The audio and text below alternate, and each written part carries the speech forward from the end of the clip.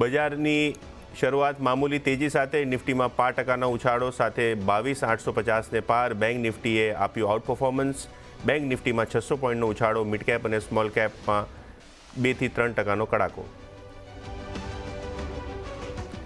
Pharma હેલ્થકેરની તબિયત હજી પણ સુધરી નહીં. 2.5% સાથે વધુનો ફોલ સાથે સન ફાર્મા, ડોક્ટર રેડ્ડી ઘટ્યા નિફ્ટીના ટોપ લૂઝર.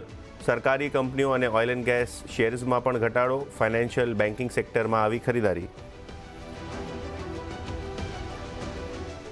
લિક્વિડિટીની સમસ્યા સામે બેન્કિંગ સેક્ટર માટે મોટા સમાચાર. સિસ્ટમમાં આશરે 1.5 લાખ કરોડના નવા નાણાંઓની તૈયારી. આરબીઆઈ 3 તબક્કામાં ખરીદશે 60,000 કરોડ રૂપિયાના સરકારી સિક્યોરિટીઝ. વીઆરઆર અને રૂપી ડોલર સ્વેપ ઓપ્શન દ્વારા પણ લિક્વિડિટી વધારવાની તૈયારી. ત્રીજા ત્રિમાસિકમાં ફેડરલ બેંકના વ્યાજની આવક લગભગ 14.5% વધી રેકોર્ડ ઊંચાઈએ પહોંચી. સારા પરિણામમાં સ્ટોકમાં થોડુંક problem. Internals weak. Union Bank of ઇન્ડિયામાં નફામાં લગભગ 28%નો વધારો, પણ અહીંયા લગભગ 3%ની તેજી.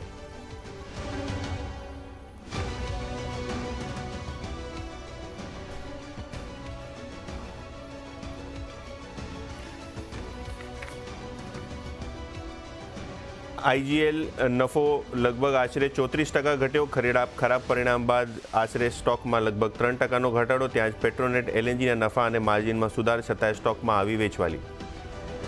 આજે આવશે નિફ્ટી કંપનીઓ. બજાજ ઓટો અને સિપ્લાના પરિણામ 6%થી વધી શકે છે. બજાજ ઓટોનો નફો સાથે ટીવીએસ મોટર, એમએનએમ ફાઇનાન્સ સહિત વાયદાની 12 કંપનીઓના પરિણામો પર રહેશે ફોકસ.